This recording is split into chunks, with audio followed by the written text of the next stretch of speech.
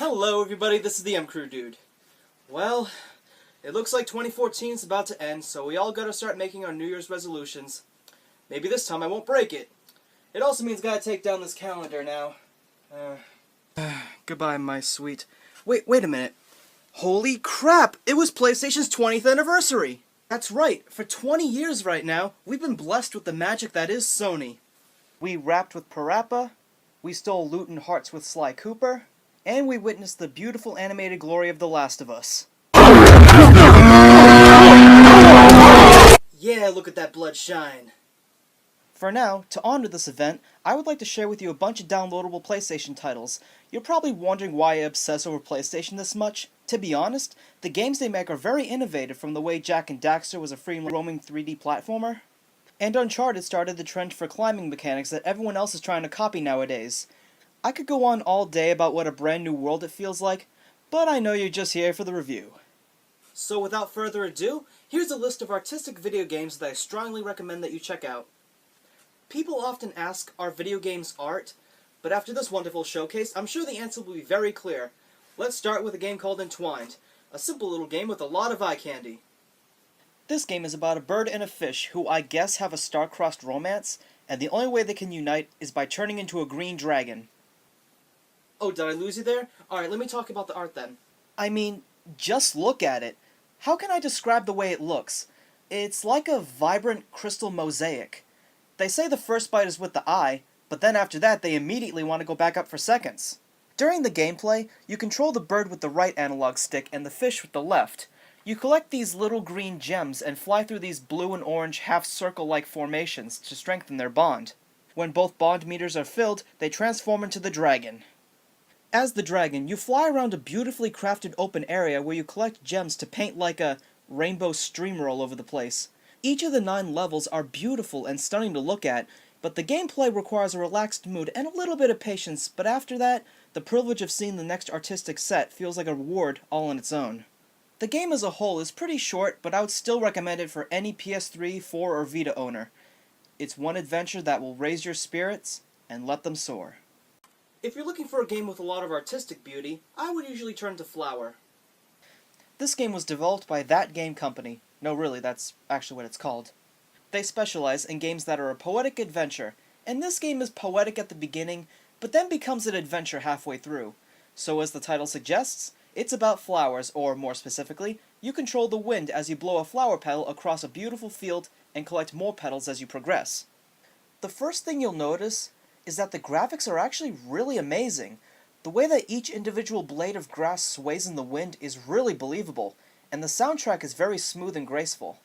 The game is controlled mostly through motion controls, and to be honest, they actually really work here. The steering is very responsive and never becomes frustrating.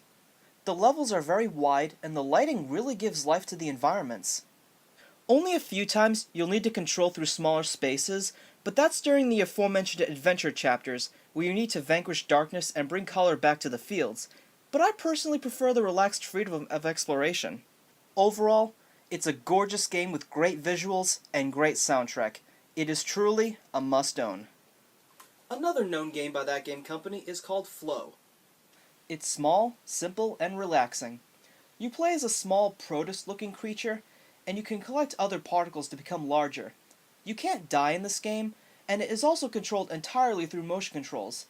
They aren't as fluent as Flower, but they still work just fine. The main goal, so I think, is to reach the bottom of the stage. You descend a level by picking up a red particle, while the blue ones send you back up. Once you reach the bottom of the abyss, you get to play as a new creature.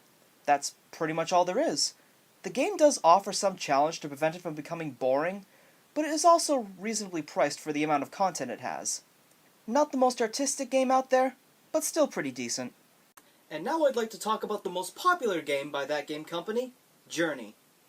This game is truly a poetic adventure, and its art design, as well as its award-winning soundtrack, make it one of the best PS exclusives known. In this game, you control a small hooded wanderer traveling through the desert. The first thing you'll notice is how beautifully textured the land is.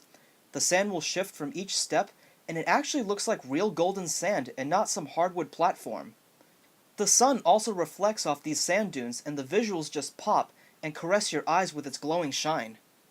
There are also snow levels later on, and they look equally as good. The wanderer can glide across the landscape and float up to high places. Yeah, there are some soft-core puzzle elements, but they mostly come in the form of platforming segments. You can easily finish the game in about 2 hours, so it's very short, but the presentation is still very memorable. There's even a 2-player co-op, so a second player can drop in and join you. Overall, it's truly a journey that is one of its kind. Well, if you like that, I'm sure you're gonna love this. It's another artistic video game known as The Unfinished Swan. First off, maybe you shouldn't play it in the dark. So this game's narrative is told like that of a bedtime story. It's about a little boy named Monroe, whose mother loved to paint, but she never finished any of her works. When she passes away, Monroe is taken to an orphanage, and they only allow him to bring one painting, so he chooses the unfinished swan, which was her favorite. One day, he wakes up to find that the swan itself is missing from the canvas, so he takes a magic paintbrush and enters a magic door to find it. When the gameplay begins, you see nothing but white. Wow, I haven't seen this much white since Vanilla Ice started painting kitchens in Alaska! So what you have to do is splatter paint everywhere to reveal your surroundings, and figure out where to go.